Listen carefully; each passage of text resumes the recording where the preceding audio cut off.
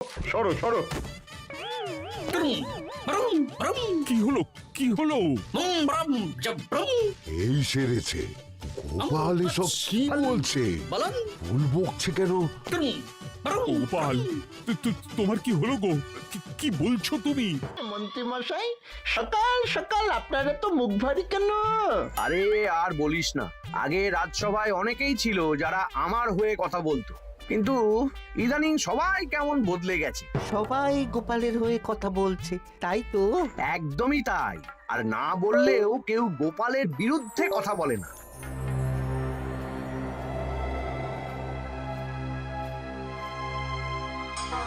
কি মন্ত্রী মশাই, আজকাল তো আমার কথা আর মনেই পড়ে না, ভুলে গেছেন নাকি?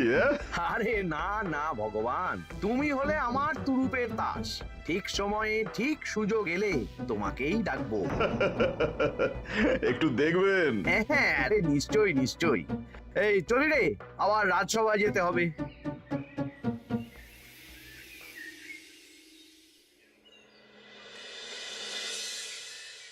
আচ্ছা তোমরা বলো তো, আমাদের রাজ্যের সার্বিক উন্নতির জন্য সবার আগে কি দরকার? মহারাজ, আমি বলবো। বলো গোপাল। সততা আর শিক্ষা, এই দুটো জিনিস মানুষের মধ্যে থাকলে রাজ্যের উন্নতি কেউ আটকাতে পারবে না মহারাজ। একদম ঠিক বলেছ পণ্ডিত, তুমি তো শিক্ষার কাণ্ডারি। তুমি কি বলতে চাও এই ব্যাপারে? মানে কিভাবে শিক্ষার আরো উন্নতি করা যায়? মহারাজ, আমি তো মনে করি পুঁথিগত শিক্ষাই শুধু শিক্ষা নয়, মানুষের ভেতরে যে পূর্ণতা আছে সেটাকে ফুটিয়ে তোলার নামই হলো শিক্ষা। যেমন? কেউ যদি খেলতে ভালোবাসে সে খেলোয়াড় হবে, গান করতে ভালোবাসলে সে গায়ক বা গায়িকা হবে। আমি প্রত্যেকের মধ্যে লুকিয়ে থাকা এই বিশেষ বিষয়গুলিকে তুলে ধরার জন্য কিছু করতে চাই। তা এটা করার জন্য কি দরকার? প্রথমত অর্থের প্রয়োজন। আমাদের আরো অনেক টুল খুলতে হবে, সেখানে এক একটা জায়গায় এক এক রকমের শিক্ষা প্রদান করা হবে। এটা ভালো প্রস্তাব। আমাদের রাজ্যে গায়ক, নৃত্যশিল্পী, অঙ্কন শিল্পী, খেলোয়াড় সব তৈরি হবে। দেশ বিদেশে রাজ্যের নাম উজ্জ্বল হবে। মহারাজ, একদম এসব উল্টো পাল্টা খরচ করবেন না। কেন কেন? মহারাজ, রাজকোষে প্রথমত বেশি অর্থ নেই, যে কোনো সময় যুদ্ধ লাগতে পারে। তাই আমাদের উচিত প্রথমে এসব না করে কামান, গোলা, বারুদ, ঢাল, তরোয়াল এসব কেনা। ঠিকই বলেছ। কদিন ধরেই শুনছিলাম সীমান্তবর্তী এলাকায় ইংরেজ সেনারা নাকি ঘুরঘুর করছিল। পণ্ডিত মশাই, আপনার এই সব পাণ্ডিত্য অন্য জায়গায় ফলাবেন কেমন? এসব করে লাভের লাভ কিচ্ছু নেই। কাউকে যদি ইংরেজরা গুলি করে সে কি গান শোনাবে? হ্যাঁ, মন্ত্রীর কথায় যুক্তি আছে। মহারাজ, আপনি বরং পণ্ডিত মশাইকে কিছুদিনের জন্য ছুটি দিয়ে দিন। পণ্ডিত মশাইয়ের মাথার একটু বিশ্রাম দরকার। হ্যাঁ পণ্ডিত, তুমি বরং দিন 15 জন্য তীর্থে ঘুরে এসো। যথা আজ্ঞা মহারাজ।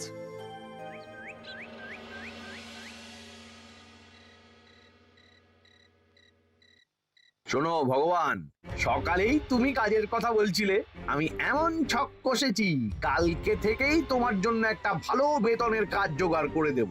শুধু যা বেতন পাবে তার অর্ধেক আমাকে দিতে হবে, কেমন? রাজি রাজি। কি কাজ বলুন? শোনো, বাহ বাহ, দারুণ দারুণ, হয়ে যাবে কাজ।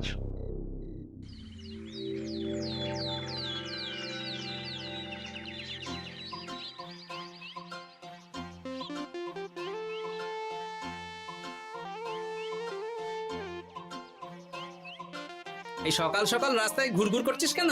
পড়াশুনো কি শিখেই তুলে দিয়েছিস? পণ্ডিত মশাই তীর্থে গেছেন, এখন আমাদের ছুটি। দুপুর বেলা ভাত, রাতের বেলা রুটি।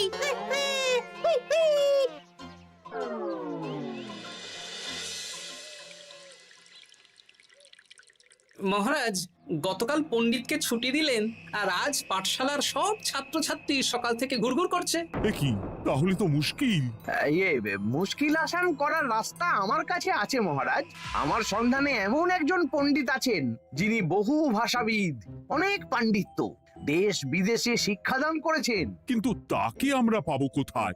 তিনি কৃষ্ণনগরে ঘুরতে এসেছেন, শুধু ওনাকে বেতনটা একটু বেশি দিতে হবে, এবং তিনি এই রাজ্যের যে কোনো মানুষের চেয়ে বেশি শিক্ষিত, তার পড়ানোর ধরনই আলাদা। সে কোথায়? আমি তাই ওনাকে আজকে রাজসভায় আসতে বলেছি। মহারাজ আপনার সাথে একজন দেখা করতে এসেছেন। দেখুন মহারাজ, বলতে না বলতেই হাজির। ওনাকে ভিতরে আসতে বলো। আচ্ছা মহারাজ।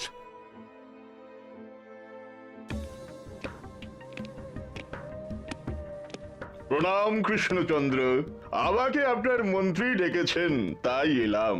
মন্ত্রীর সাথে কথা হয়েছে আমাদের রাজ্যের শিক্ষার উন্নতির ব্যাপারে। আমাদের মানে আপনি কি এই রাজ্যের? আমি এখন এই রাজ্যে আছি তো, তাই আমাদের রাজ্য বললাম। উনি সবাইকে আপন করে নেন। যাই হোক, তোমার শিক্ষার উন্নতির ব্যাপারে কি মতামত? মহারাজ, আমি এই রাজ্যের বিভিন্ন মোড়ের মাথায় টোল খুলতে চাই। তার জন্য অনেক অর্থের প্রয়োজন। তাতে কি উপকার হবে? ছাত্রদের জন্য তো নির্দিষ্ট পাঠশালা আছে। যখন শত্রুরা আক্রমণ করতে আসবে, তখন তারা দেখবে রাস্তার মোড়ে মোড়ে টোল, মোড়ে মোড়ে টোল। তারা বুঝতে পারবে এখানে সবাই শিক্ষিত। আর শিক্ষিত লোককে ক্ষমতার অধীনে রাখা কঠিন, যুদ্ধে জিতলেও শাসন করা মুশকিল। কারণ অশিক্ষিতকে বোকা বানানো সহজ, কিন্তু শিক্ষিতকে বোকা বানানো কঠিন। নতুন পণ্ডিত একদম ঠিক কথা বলেছে। কোনো বাইরের রাজা বা শত্রু আক্রমণ করার আগে 5 বার ভাববে। এই সেরেছে। গতকালই মন্ত্রী বলছিল শিক্ষার দরকার নেই, অস্ত্র কিনুন, আর আজকেই শিক্ষার পক্ষে কথা বলছে। ব্যাপারটা কেমন সন্দেহজনক, নজর রাখতে হচ্ছে। বেশ, আমি তোমার এই শিক্ষা সম্প্রসারণের প্রস্তাবে রাজি। মন্ত্রী, তুমি এই প্রকল্প দেখভাল করবে। আচ্ছা, কত খরচ হতে পারে একটা হিসেব করে আমাকে জানিও, আমি দিয়ে দেব। আচ্ছা মহারাজ, আপাতত 500 মোহর দিয়ে রাখুন, পরে যা লাগবে বলে দেব। উফ, সকালে এক পত্তন বাজার, বিকেলে এক পত্তন বাজার, আর পারি না। আরে হাত চালাও, হাত চালাও। বাবা, কাজ শুরু হয়ে গেল। হ্যাঁ, আর ছাত্রদের পাঠশালার কাছে যেতে হবে না। পাঠশালা ছাত্রদের বাড়ির কাছে চলে আসছে। যেখানে সেখানে পাঠশালা। এ তো যেখানে সেখানে শিক্ষা। ঠিক বলেছো। আজ থেকে আমি আর নতুন পণ্ডিত চালু করছি। ধরো শিক্ষা, মারো পেরে। শিক্ষাকে ছাত্রছাত্রীদের মধ্যে গেঁথে দিতে হবে। এতদিন জানতাম ধরতক্তা মার পেরে, এখন বদলে যাবে। কিন্তু একটা পণ্ডিত এতগুলো পাঠশালা একা সামলাবে কি করে? খেপে খেপে, মানে সকাল 6টা থেকে 7টা একটা জায়গায়, পরে 7:30 থেকে 8:30 আরেকটা। এইভাবে বিভিন্ন জায়গায় পণ্ডিত ঘুরে ঘুরে শিক্ষাদান করবেন। না, ব্যাপারটার উপরে মহারাজকে নজর রাখতে বলতে হবে। মহারাজ, আমার মনে হয় এই পাঠশালায় আগামীকাল থেকে কেমন পড়াশোনা শুরু হবে, আপনার সেদিকে একটু নজর রাখা উচিত। হ্যাঁ, দেখি আগামীকাল সকাল সকাল বিভিন্ন পাঠশালায় গিয়ে নজর রাখবো।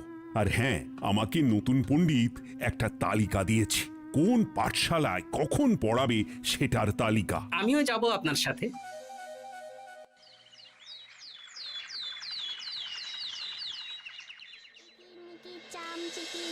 কাটা মজুমদার ধে এলো দামোদর, দামোদরের হাঁড়ি কুড়ি, দুয়ারে বসে চাল কুড়ি। দেখি কুটি, তোরা এই কিরমিকির খেলছিস? নতুন পণ্ডিত কোথায়? উনি তো এই মাত্র দক্ষিণের পাঠশালায় গেলেন। ন্যাপলা আর গুলটে আজ থেকে ওখানেই গেছে। ওদের দুজনের বাড়ি কাছাকাছি তো, তাই। আচ্ছা চলো তো গোপাল, দক্ষিণেই গিয়ে দেখি।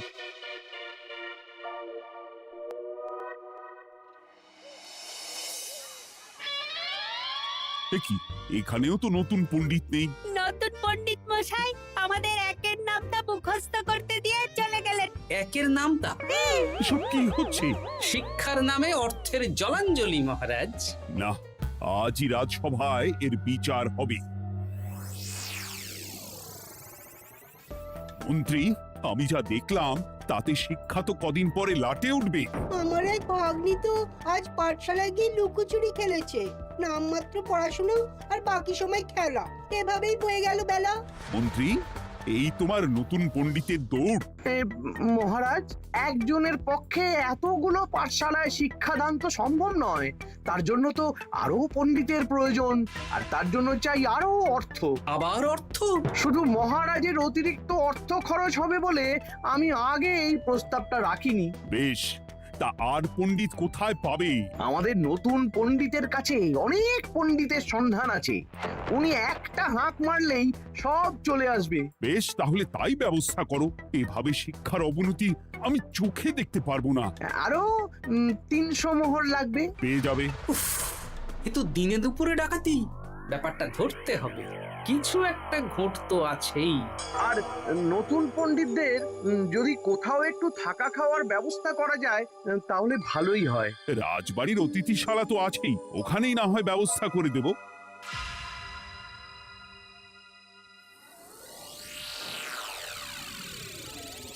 শোন বটা ঘটা আর কেলে পচা, তোদের এইবার এই ভগবানের মতন শিক্ষাদান করতে হবে। আরে আমি তো শিক্ষা বানানই জানি না। সে না জানলেও হবে, শুধু দাড়ি গোফ লাগিয়ে নকল পণ্ডিত সেজে কালকে থেকে পাঠশালায় যেতে হবে। কাকে কোথায় যেতে হবে সব আমি বুঝিয়ে দেব। আচ্ছা,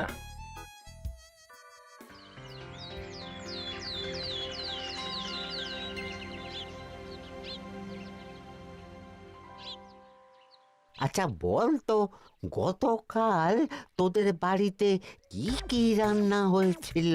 ভাত, মসুর ডাল আর লাউ ঘন্ট।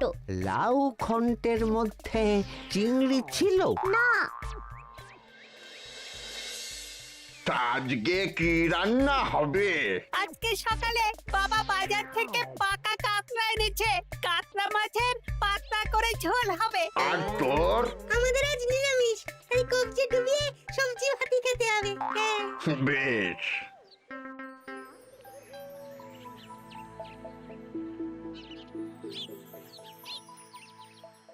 বল, আজকে তোরা কি কি শিখলি? আমি লাউ ঘন্ট।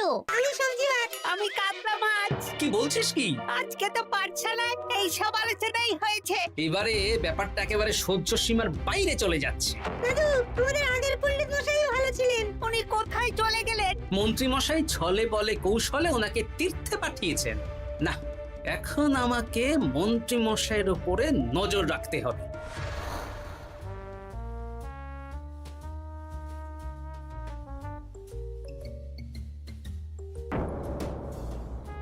পাঠশালায় পড়ানোর ব্যাপার তো বিকেলেই মিটে গেছে।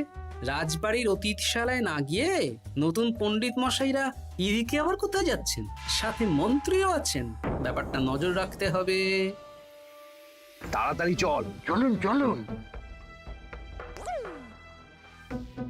এদিকে তো বটা ঘটার বাড়ি, এদিকে মন্ত্রী মশাই কোথায় যাচ্ছেন?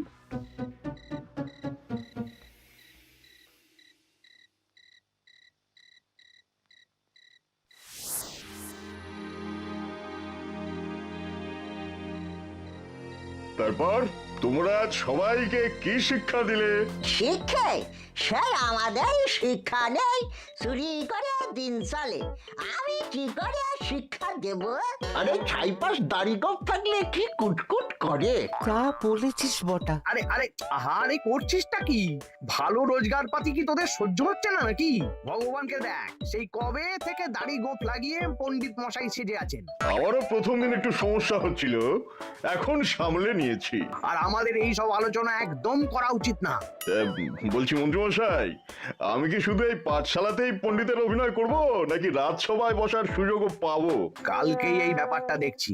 আগে তোমাকে রাজসভায় ঢোকাবো, তারপর এক এক করে বটা ঘটা কেলে পচা সব আমার দলের লোককে রাজসভায় ঢুকিয়ে নেব। আর রাজসভার বাকি সদস্যদের ফাঁকা করে দেবেন।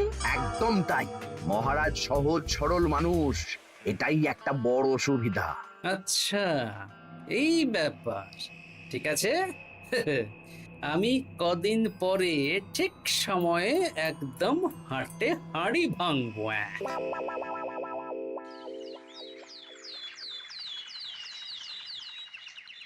তাহলে মন্ত্রী আর কোনো সমস্যা নেই তো? না না মহারাজ, এখন আর কোনো সমস্যা নেই।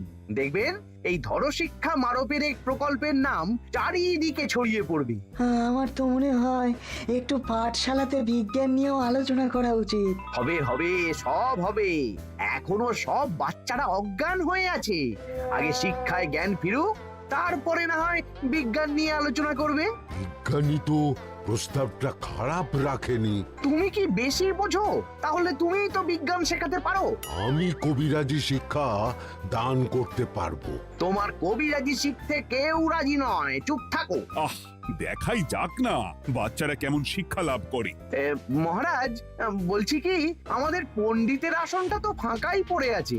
এখন যখন নতুন পণ্ডিত এসেই গেছেন, তাহলে ওই জায়গায় ওই তো বসতে পারে। কিন্তু পণ্ডিত তো তীর্থে গেছে, অবশ্য কদিন পরেই ফিরে আসবে।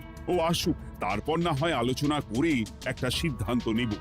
পণ্ডিত মশাই না হয় এসে পুজো পাঠটাই করুক, কিন্তু রাজসভা এরকম ফাঁকা থাকলে কেমন একটা লাগে। বেশ, তাহলে তাই হোক। কালকে থেকে নতুন পণ্ডিত আমাদের পুরনো পণ্ডিতের জায়গায় বসবে।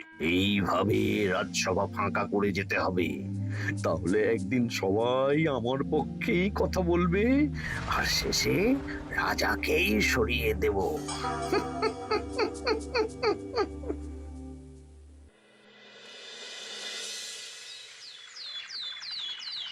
মহারাজ, সর্বনাশ হচ্ছে চারিদিকে।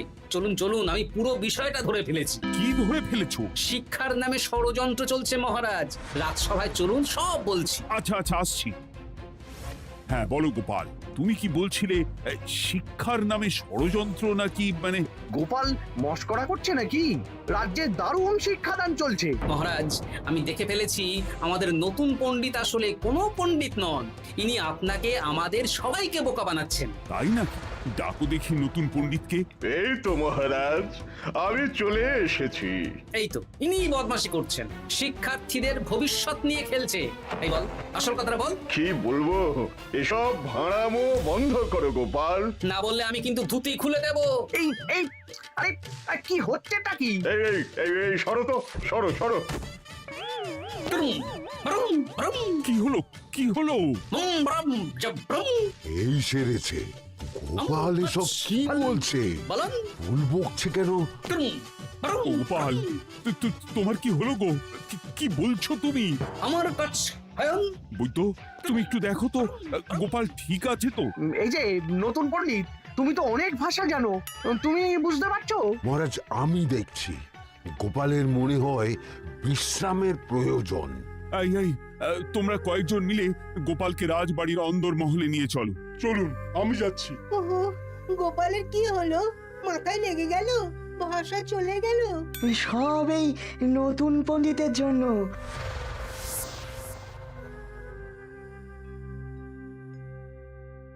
আম ভাল খাচ কাচ হয়ন, আম মাস্কার কাচ।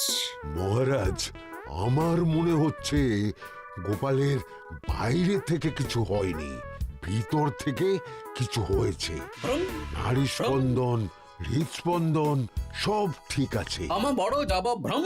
কিন্তু গোপাল কি ভাষা বলছে বোঝা যাচ্ছে না। নতুন পণ্ডিত, একবার চেষ্টা করে দেখো না। আমার কাছে হয় না।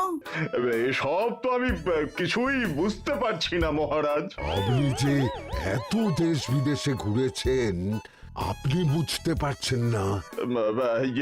এ আমার এখতিয়ারের বাইরে। তোমার বাকি পণ্ডিতদের নিয়ে আসো তো, যারা পাঠশালায় পড়ায়। আমি বুঝতে পারছি না, এই বটা ঘটা কেলে পচা কি বুঝবে? আমার বড় যাব ভ্রম। চপ করো ঘট, নল খাবো মরব। কিছুই তো বুঝতে পারছি না। রাজসভায় কাউকে না দেখতে পেয়ে এখানে এলাম। ওই তো আমাদের পুরনো পণ্ডিত চলে এসেছে। শুনলাম গোপালের নাকি কি হয়েছে। এই পণ্ডিত, তুমি দেখো তো গোপালের নতুন ভাষা উদ্ধার করতে পারো কিনা। কি গোপাল, তুমি কি ভাষায় কথা বলছো? আমার মতর ভাষ কত বলো। ওই দেখো আবার কি সব বলছে। আমো বছর তো পড়ছো, সবার সাথে মস্করা করছো। তমো ঠক ধরছ। হ্যাঁ, এই পণ্ডিত, এটা কি ভাষা? ঘাবড়াবেন না মহারাজ, এটা পাতি বাংলা ভাষা। বাংলা ভাষা? গোপাল শুধু আকার ইকার উকার আর বেশিরভাগ স্বরবর্ণ বাদ দিয়ে বলছি। মানে গোপাল তম কছ কছ বলো। আমারও নাম গোপাল ভর। মহারাজ, গোপাল বলল আমার নাম গোপাল ভর। আমার অত বকনা মহারাজ। এর মধ্যে আকার ইকার উকার এসব বসিয়ে দেখুন তো কি হয়। আমার নাম গোপাল ভাঁড়। আমার নাম গোপাল ভাঁড়। অত আমি অত বকা বোকা নই মহারাজ। মহারাজ আমি অত বোকা নই মহারাজ। এই তো সুন্দর ধরে ফেলেছেন। কি কেমন দিলাম? দেখলে আমাদের রাজ্যে মন্ত্রী ধরে আনা পণ্ডিতের পাণ্ডিত্য। সব এক একটা গাধা। হ্যাঁ এ কি ভগবান, বটা ঘটা কেলে পচা। মহারাজ, এখান থেকে কি বুঝতে পারলেন? কি? শিক্ষার বাইরেও অন্যভাবে সমস্যার কি করে সমাধান করা যায়, তাও শুধুমাত্র উপস্থিত বুদ্ধি দিয়ে, যেটা আমাদের রাজপণ্ডিতের আছে। তা তো দেখতেই পাচ্ছি। আর সেই জন্যই মন্ত্রী ওনাকে সরাতে চেয়েছিলেন, আর কিছুদিনের মধ্যে সব সভাসদদের সরিয়ে দিতেন। আমি সব মতলব শুনেছিলাম, আর এই দিনটার জন্য অপেক্ষা করছিলাম। আজকেই তো পণ্ডিতের তীর্থ থেকে ফিরে আসার কথা। তাই আজকে এই ছোট্ট নাটকটি করলাম। এবার মন্ত্রী আর এই চারজন নকল পণ্ডিতকে আচ্ছা করে কারাগারে গিয়ে ধোলাই দাও। ধোলাই হলো ওনাদের জন্য উপযুক্ত এবং উচিত শিক্ষা।